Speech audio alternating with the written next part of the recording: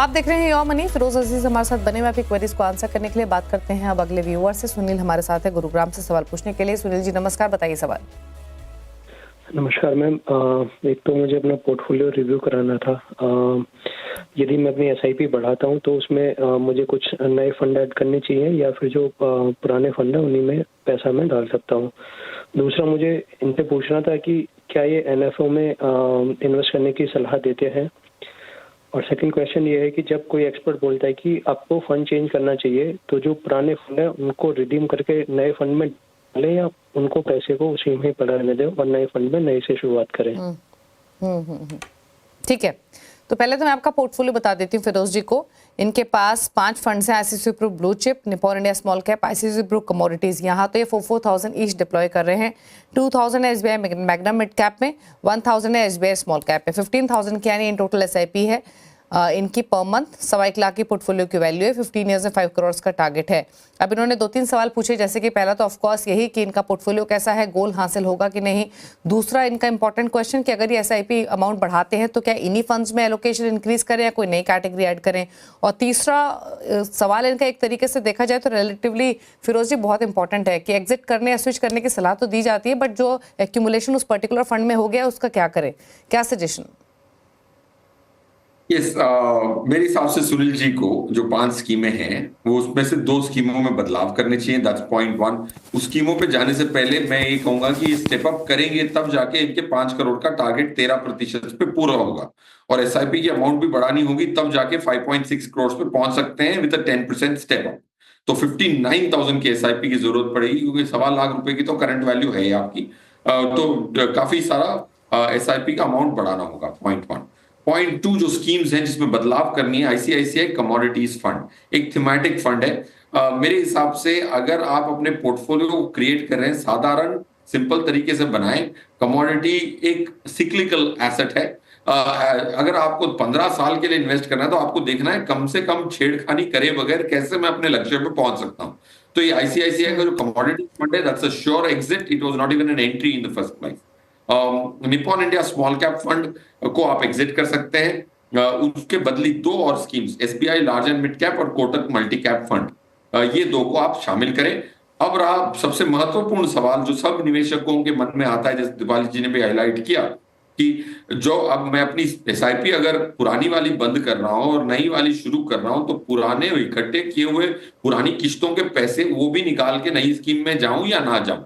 मेरे हिसाब से जाना जरूरी है क्योंकि अगर आपकी 24 किस्तें चली जा चुकी हैं तो वो उसका भी प्रदर्शन इतना ही महत्वपूर्ण है।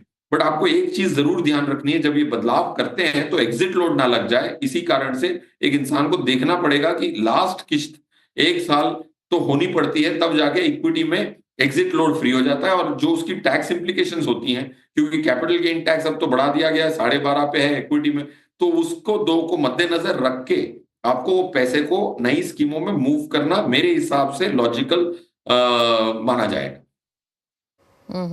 ठीक है। अच्छा फिरोज जी, तो आपके हिसाब से ICICI Pru commodities, Nippon India small cap से इनको एग्जिट करना है। 3 फंड्स इनको अपने पोर्टफोलियो में मेंटेन करने हैं जो इनके ऑलरेडी हैं। ICICI Pru blue chip, SBI Magnum mid cap और एसबीआई स्मॉल कैप। दोनों ही कैटेगरीज आपने बताई हैं, SBI large mid cap, Kotak multi cap. अब जो इनका सवाल था कि अगर एडिशनल करते हैं एसआईपी तो इन्हीं फंड्स में करें या कोई नई कैटेगरी ऐड करें, क्या सजेशन रहेगा आपका और इनके टारगेट को लेकर क्या राय रहेगी। देखिए, जैसे मैंने कहा था कि 2 और स्कीम्स जो हैं, SBI large and mid cap fund आप इन्वेस्ट कर सकते हैं, कोटक मल्टी कैप, बट आपके पास 2 ऑलरेडी एसबीआई हैं ना, तो इसीलिए आप डेफिनेटली क्वांट लार्ज कैप भी ले सकते हैं अपने पोर्टफोलियो में, not on the basis of past performance but on the basis of future prospects. And target का रहा सवाल, तो आपको 10% की स्टेप अप करेंगे और 59,000 की एसआईपी करेंगे, तब जाके आप 5.6 करोड़ पे 13% की रिटर्न के आधार पे पहुंच सकते हैं उस अजम्पशन। ओके। तो एसआईपी एलोकेशन सुनील आपको इंक्रीज करना पड़ेगा, स्टेप अप कीजिए आप, तब आप अपने गोल को हासिल करेंगे। एग्जिस्टिंग एसआईपी के साथ चलेंगे 15 ईयर्स में, फिर चाहे वो सिप हो, आपका ईपीएफ हो या एनपीएस हो, तो शायद 3-3.5 करोड़ ही आप एक्यूमुलेट कर पाएंगे। जैसे फिरोज जी ने कहा, ICICI Pru blue chip, SBI Magnum mid cap, SBI small cap आप कंटिन्यू कीजिए। निकलने की सलाह ICICI Pru commodities, Nippon India small cap से है। SBI large and mid cap suggest जरूर किया गया है आपको, लेकिन ऑलरेडी क्योंकि एसबीआई के और 2 फंड्स हैं आपके पास, तो आप क्वांट का भी large and mid cap pick कर सकते हैं, जैसे अभी रिवाइज स्ट्रैटेजी की फिरोज जी ने, और कोटक मल्टी कैप आप ऐड करें। तो ये रहा सजेशन आपके लिए। बात करते हैं अगले व्यूअर से। आशीष है कोलकाता से। आशीष बताइए क्या सवाल है? मैम मैं कोलकाता से बोल रहा हूँ। एक्चुअली मैं अभी 5,000 मेरा 5,000 का सिप है हर महीना, और मेरा जो टेन्योर है, इन्वेस्टमेंट टेन्योर है 22 ईयर्स। मेरा ये रिटायरमेंट का प्लान है।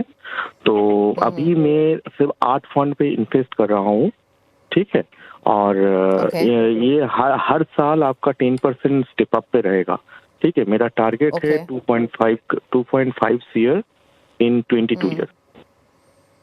ओके, तो 2.5 करोड़ का टारगेट है इन 22 इयर्स। 5,000 पर मंथ इनकी मंथली एसआईपी चल रही है।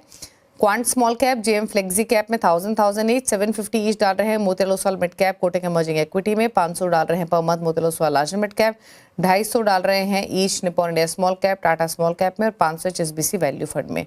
क्या सलाह रहेगी फिरोज जी? क्या 5,000 की सिप के लिए इतने सारे फंड्स की जरूरत है, या छोटा कर ले पोर्टफोलियो प्लस इनके गोल पर आपकी राय? बिल्कुल दीपाली जी, आपने सही फरमाया कि 5,000 की सिप के लिए आपको इतनी सारी स्कीम्स की जरूरत नहीं है। अगर स्कीम्स हैं भी तो सिमिलर किस्म की हैं। मोतीलाल ओसवाल की 2 स्कीमें हैं और स्मॉल कैप की 3 स्कीमें हैं। हमारे मॉडल पोर्टफोलियो में 14 स्कीमें, उसमें से 2 स्मॉल कैप हैं और इनकी हैं 6-7, वो 7-8 स्कीमों में से 3 तो स्मॉल कैप स्कीम्स हैं। तो there is a lot of past performance के आधार पर क्रिएट किया हुआ पोर्टफोलियो लगता है। तो यूर राइट, इसमें स्कीम्स थोड़ी कम करनी चाहिए। मैं बट 4 स्कीम्स हटा के 3 को रिप्लेस करने की बात करूंगा। जाहिर सी बात है कि सिर्फ एक ही स्कीम कम होगी, बट जो भी आप बढ़ा रहे हैं उसी में डटे रहे। अब वही 7 स्कीम पे कंटिन्यू करते रहे साल दर साल। ICICI prove dividend yield fund, HDFC flexi cap और कोटक मल्टी कैप को आप ऐड कर सकते हैं। और जो स्कीम्स को निकालना है आपको वो है JM flexi cap, quant small cap, Tata small cap, HSBC value. इनको आप हटाएं और बाकी जो 3 स्कीम्स मैंने पढ़ी थी वो उसको शामिल करें। फिर आपके पास 7 स्कीमें होंगी। जैसे आपकी आय बढ़े, जैसे आपकी अमाउंट बढ़े, उसी 7 में करते जाए। और दीपाली मैम का शो सुने, और कुछ और बदलाव है तो वापस बिल्कुल। और मेरा शो तो सुने ही, लेकिन फिरोज जी की सलाह भी माने।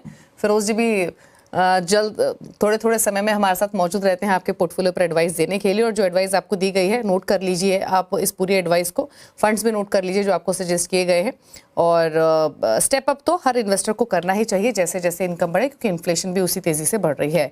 चलिए फिरोज जी के टॉप 4 फंड्स पूछ लेते हैं। फिरोज जी बताइए कौन से फंड्स आप सजेस्ट करेंगे व्यूअर्स को जो आपकी चॉइस के हिसाब से पोर्टफोलियो क्रिएट करना चाहते हैं? HDFC flexi cap, Kotak emerging, Invesco, India small cap and DSP equity opportunities. 4 schemes, 4 अलग निफ्टी के, 4 अलग कैटेगरी। ओके, तो HDFC flexi cap, Kotak emerging equity, Invesco India small cap, DSP equity opportunities, ये 4 डिफरेंट फंड हाउसेस तो हैं ही, लेकिन डिफरेंट कैटेगरीज भी हैं। तो इसलिए कंप्लीट पोर्टफोलियो पैकेज है। नया पोर्टफोलियो क्रिएट करना चाहते हैं तो इन चॉइसेस के साथ भी जा सकते हैं। एग्जिस्टिंग पोर्टफोलियो है, इनमें से कोई कैटेगरी मिसिंग है, एक्स्ट्रा अमाउंट डिप्लॉय करना चाहते हैं, छोटा पोर्टफोलियो है, तो भी आप पिक कर सकते हैं। Thank you Firoz ji show में आने के लिए और सभी क्वेरीज को आंसर करने के साथ साथ मिड कैप स्मॉल कैप्स पर भी अपने व्यूज देने के लिए। तो इसी के साथ योर मनी में तो इतना ही। ब्रेक के उस पार भी खबरें जारी है CNBC आवाज पर। नमस्कार।